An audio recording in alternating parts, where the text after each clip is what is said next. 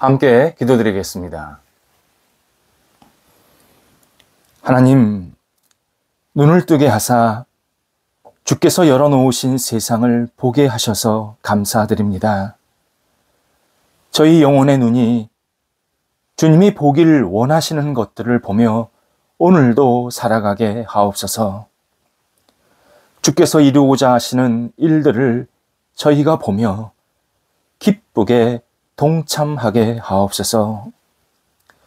주님께서 구원하시고자 하는 사람들을 저희가 보며 적극적으로 구원의 소식을 전하게 하옵소서. 주님의 이름이 드러나는 일을 저희가 보게 하사 겸손히 주님의 영광만을 돌리게 하옵소서. 주님의 솜씨가 나타나는 세상을 저희가 보게 하사 마음껏 주님의 이름을 찬양하게 하옵소서. 주의 마음을 시원케 하는 삶이 되도록 저희를 사용하여 주옵소서. 주님의 사랑을 풍성하게 하는 언행이 되도록 저희를 인도하여 주옵소서. 주와 깊은 교제를 나누도록 저희를 날마다 붙잡아 주옵소서.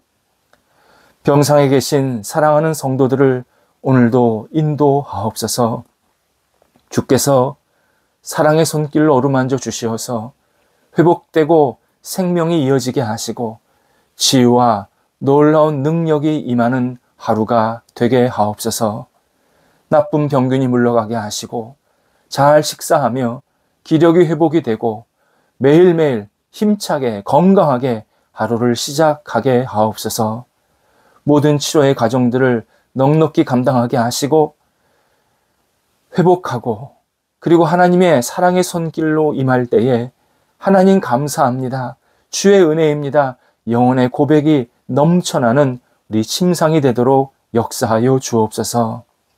옆에서 병간호하는 가족들을 붙잡아 주셔서 위로해 주시고 소망 주시고 모든 역할들을 감당하게 어려움이 없도록 삶의 순적함이 그리고 평탄함과 그리고 가득 채워짐이 날마다 있도록 성령께서 오늘도 식구들을 붙잡아 주옵소서. 저희들의 일터를 주님 앞에 내어 맡깁니다. 성도들의 일터가 오늘도 하나님께 영광되게 하시고 주님의 뜻을 이루며 하나님과 함께 동행하는 복된 일터 되게 하옵소서. 여러 가지 준비하고 하는 일들 가운데 오직 주님께서 선하게 이끌어 주시어서 만나야 될 사람을 만나게 하시고 해야 할 일들을 잘 감당하게 하시고 맺혀져야 할 열매들이 은혜 가운데서 잘 맺혀지게 하사 하나님의 기쁨이 되게 하시고 저희에게도 큰 복이 넘쳐나는 일터가 되게 하옵소서. 특별히 동역하는 사람들 하나님께서 계속 붙여주셔서 좋은 만남과 또 좋은 사람들과 함께 손을 잡게 하시고 모든 일들이 하나님의 뜻 가운데에서 하나하나 잘 채워지고 세워지게 하여 주시어서 이 동역하는 사람들을 통해서 하나님의 크신 경륜과 계획을 저희들이 깨달을 수 있도록 인도하옵소서. 거래와 투자를 위해서 계속 기도하고 또 준비하고 있는 분들이 있습니다. 도우셔서 하나님께서 함께 하심에 이 모든 일들이 주님의 뜻을 이루게 하시고 하나하나 잘 진행되게 하시고 좋은 거래처, 좋은 투자자들 만나게 하여 주시어서 하나님 거룩한 교제로 하나님께 영광되고 하나님의 나라에 크게 쓰임받는 아름다운 교류가 있게 하옵소서. 새로운 시작을 하는 성도들이 있습니다. 붙잡아 주옵소서. 마음껏 쓰임받게 하시고 이 일을 준비하며 앞을 향해 나아갈 때 인간의 지식이 아니라 하나님의 지혜로 잘 준비하고 충성을 다하여서 속한 곳에서 또 맡겨진 역할을 아름답게 쓰임받고 하나님께 영광 돌리는 모든 시간들 되게 하옵소서. 계획과 진행 중에 있는 우리 성도들도 있사오니 하나님께서 이 모든 진행 과정 속에서 섬세하게 인도해 주시고 하나님 어려움이 있다면 하나님이 주시는 능력으로 잘 극복하게 하셔서 하나하나 헤쳐나갈 수 있도록 인도하옵소서. 자녀들을 붙잡아 주옵소서. 저희 자녀들이 예수님 안에서 아름답게 세워지고 영육간에 강건해지기를 원합니다. 하나님 장래의 여러 가지 문제 때문에 직장의 문제, 또 삶의 문제, 또 어떻게 사람을 만나야 할지 여러 가지 기도하며 고민하고 있는 자녀들이 있사오니 하나님께서 선하게 이끌어 주셔서 좋은 길이 열리게 하시고 하나님과 함께 동행하면서 이 땅에서 쓰임받도록 인도하옵소서. 공부하고 시험 준비하고 있는 자녀들 붙잡아 주옵소서. 모든 것들을 주님 앞에 내어 맡기며 감당할 때에 주님의 영광을 위해서 쓰임받게 하시고 이 준비 과정이 오직 하나님께서 함께 하시고 주의 능력을 힘입는 그러한 과정들이 되게 해주셔서 학업의 시간을 통해서도 하나님의 거룩한 손길을 경험하게 하시고 그 결과를 주 앞에 내어 맡기오니 주께서 가장 선한 길로 인도하옵소서. 어린 자녀들 무럭무럭 잘 자라게 하시고 말씀 안에 거하게 하시고 예수님 의지하며 바라볼 수 있게 하여 주옵소서. 어린 자녀들의 영혼 속에 하나님을 경외하는 마음이 깊어지게 하시고 잘 먹고 하나님 앞에 쓰임받는 인생으로 우뚝 세워지게 하옵소서. 출타하는 성도들을 붙잡아 주옵소서. 하나님께서 오갈 때 선하게 지켜주시고 맡겨진 역할을 잘 감당하고 돌아오셔서 하나님 앞에 감사의 영광의 고백을 드릴 수 있게 하옵소서. 저희 사회가 안정되기를 원합니다. 하나님, 마음껏 뛰어놀고 또 마음껏 일상생활할 수 있는 평안함이 있는 사회가 되게 하여 주시어서 성령께서 저희 모두를 붙잡아 주심에 매일매일 기쁨과 감사함으로 생활할 수 있는 사회적 환경이 오롯이 세워질 수 있도록 선하게 이끌어 주옵소서. 하나님, 마음 아픈 분들, 영혼의 병이 든 분들 하나님께서 치유의 손길을 바라여 주셔서 다시 회복되게 하시고 온전케 되게 하시고 우리 사회에 아름답게 동참하며 맡겨진 역할을 잘 감당하는 구원받은 백성으로 다시 세워질 수 있도록 은혜를 베풀어 주옵소서. 저희 성도들 오늘도 따뜻한 마음으로 살아가게 하여 주옵소서. 성도들 만나는 사람마다 은혜와 사랑을 공급받게 하시고 서로 교제하며 만남을 이루어 갈 때에 하나님 앞에 영광되는 만남이 이어지게 하옵소서. 예수님의 이름으로 기도드립니다. 아멘. 오늘 우리에게 주시는 하나님의 말씀은 마태복음 26장 36절에서 38절까지의 말씀입니다. 신약성경 마태복음 26장 36절에서 38절까지의 말씀입니다. 살아계신 하나님의 말씀을 봉독합니다. 이에 예수께서 제자들과 함께 겟세마네라 하는 곳에 이르러 제자들에게 이르시되 내가 저기 가서 기도할 동안에 너희는 여기 앉아 있으라 하시고 베드로와 세베대의 두 아들을 데리고 가실새 고민하고 슬퍼하사 이에 말씀하시되 내 마음이 매우 고민하여 죽게 되었으니 너희는 여기 머물러 나와 함께 깨어 있으라 하시고 아멘. 미술사에서 17세기에서 18세기 말까지는 그림이 생활고를 해결하는 데 중요한 수단이었습니다. 화가들은 자기 소신이나 특정한 목표를 가지고 그림을 그린 것이 아니었습니다. 고객에게 위탁받은 작업을 수행함으로 생활비를 벌었습니다. 당시는 주로 초상화를 많이 그리게 됩니다. 당시 가장 인기 있었던 많은 사람들이 찾았던 화가 가운데 하나가 네덜란드 출신의 요하네스 페르메이르였습니다. 렘브란트, 우리에게 잘 알려진 이 렘브란트와 함께 네덜란드 미술 수준을 한 단계 끌어올렸다 평가받는 인물입니다. 많은 사람들이 그를 찾았던 이유가 있었습니다. 그는 그림을 그릴 때 마지막에 한 구석을 미완성으로 남겨두게 됩니다. 예를 들어서 셔츠에 단추 하나를 빼먹다든지 아니면 귀걸이 하나를 일부러 그리지 않아서 이렇게 그냥 그 상태로 마무리된 것처럼 그렇게 놔두게 됩니다. 그리고 고객에게 그림이 다 되었으니까 와서 확인해 달라고 요청을 합니다. 그러면 고객은 자기 초상화를 자세히 살펴보다가 여기 뭐가 하나 빠졌네요 라고 말하게 됩니다.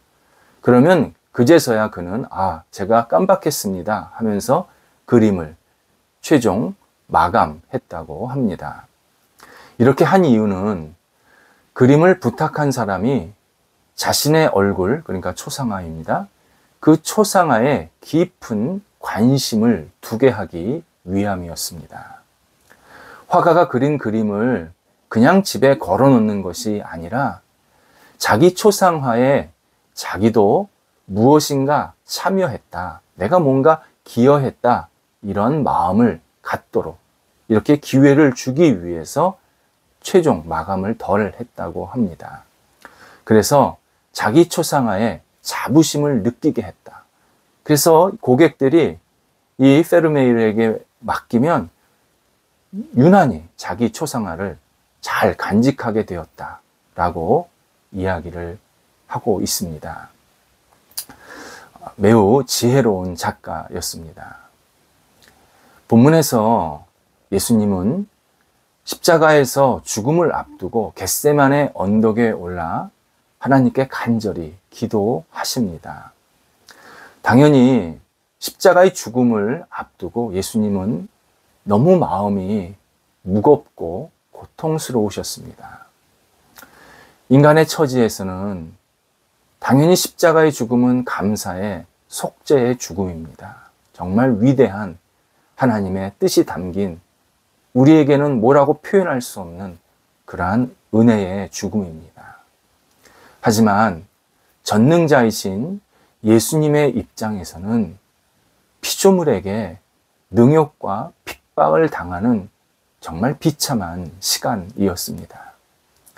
이에 예수님은 37절에서 전체 제자들을 데리고 이렇게 겟세마네 동상에 계시다가 특별히 3명, 베드로, 야고보, 요한입니다.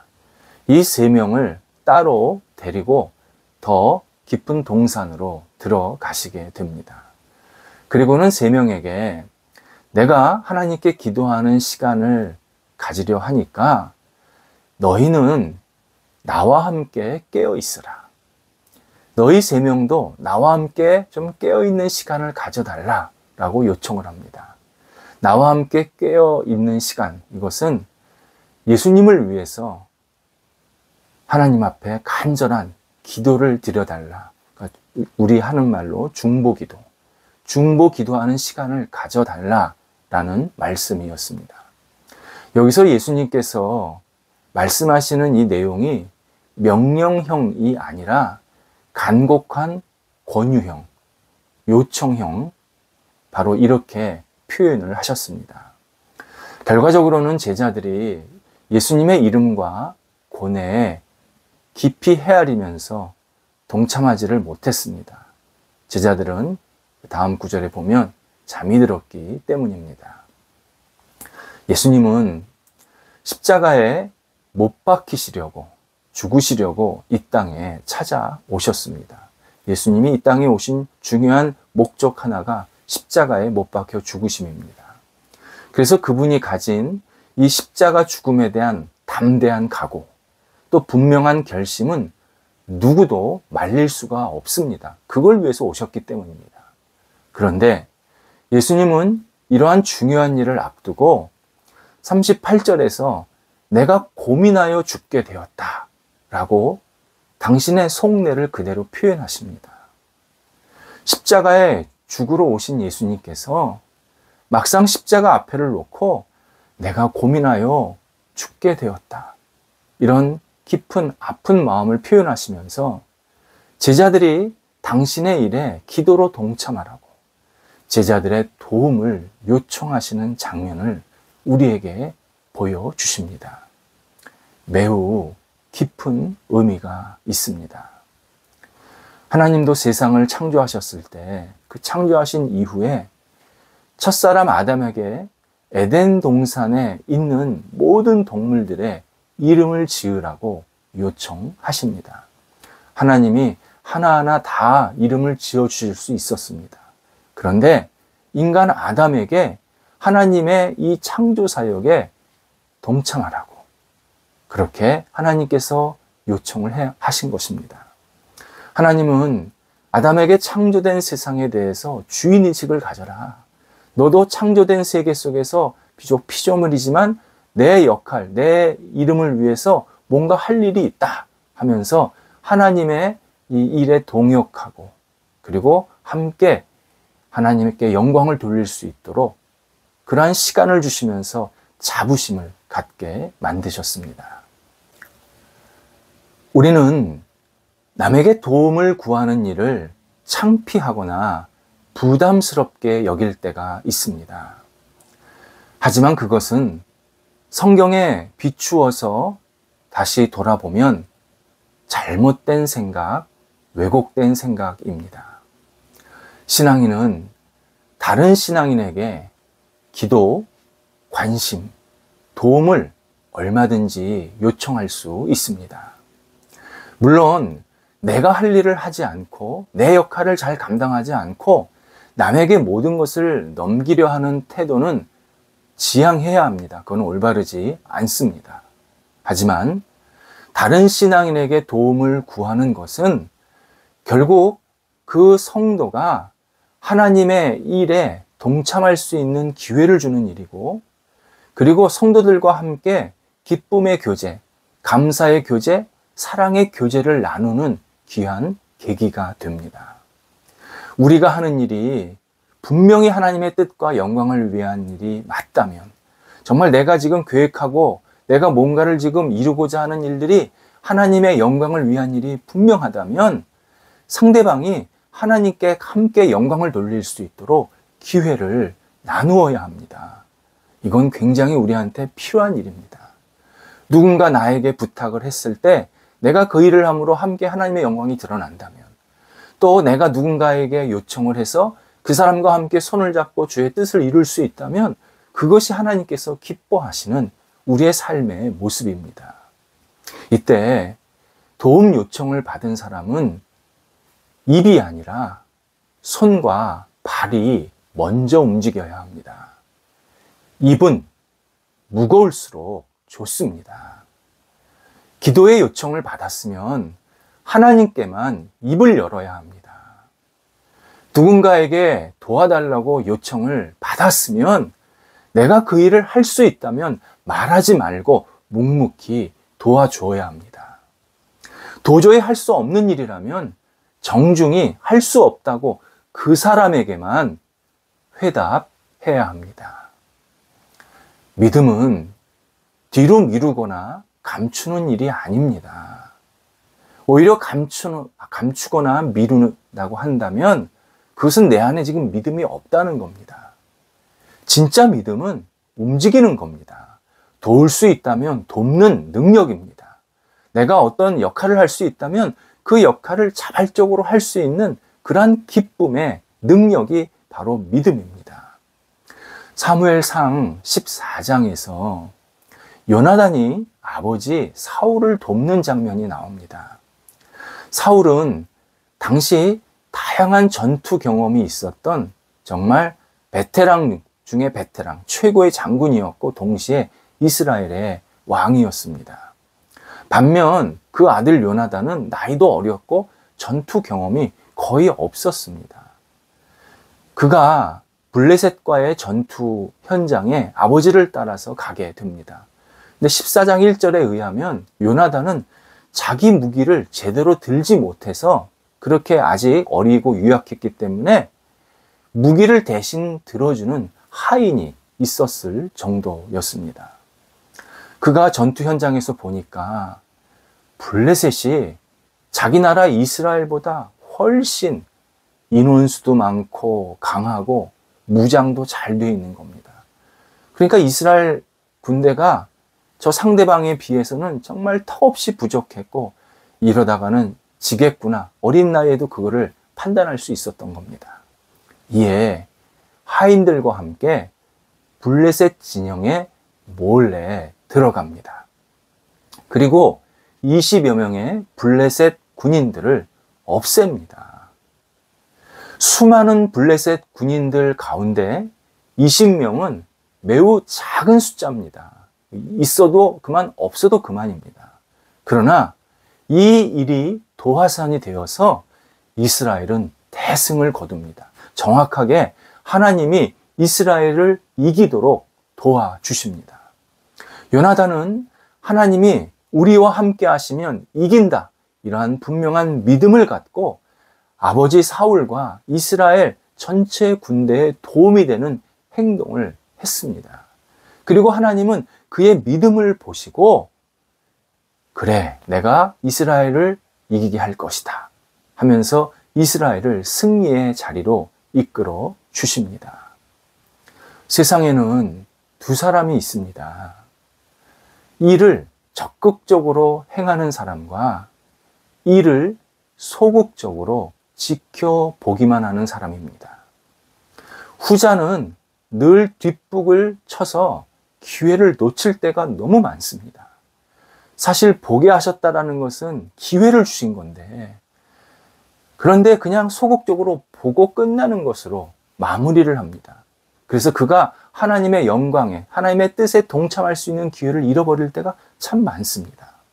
반면 전자는 하나님이 주신 기회를 기쁘게 받아들이면서 뭔가 자기 역할을 하고 도움을 주면서 그가 속한 곳을 섬기게 되고 이끄는 그러한 아름다운 모습을 보게 됩니다.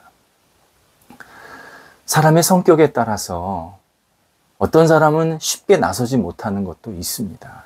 그러나 나서지 못하는 것이 일을 안 하는 것은 아닙니다.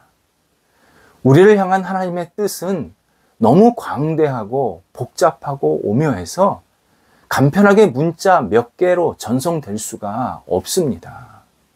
우리가 직접 어떤 일을 감당하고 그 일을 감당하면서 이런 저런 것들을 부딪히고 깨닫게 하시고 그리고 해결하게 하시고 뭔가 도움을 주고 도움을 받은 이런 과정들을 통해서 하나님의 뜻을 계속 이루어 가십니다.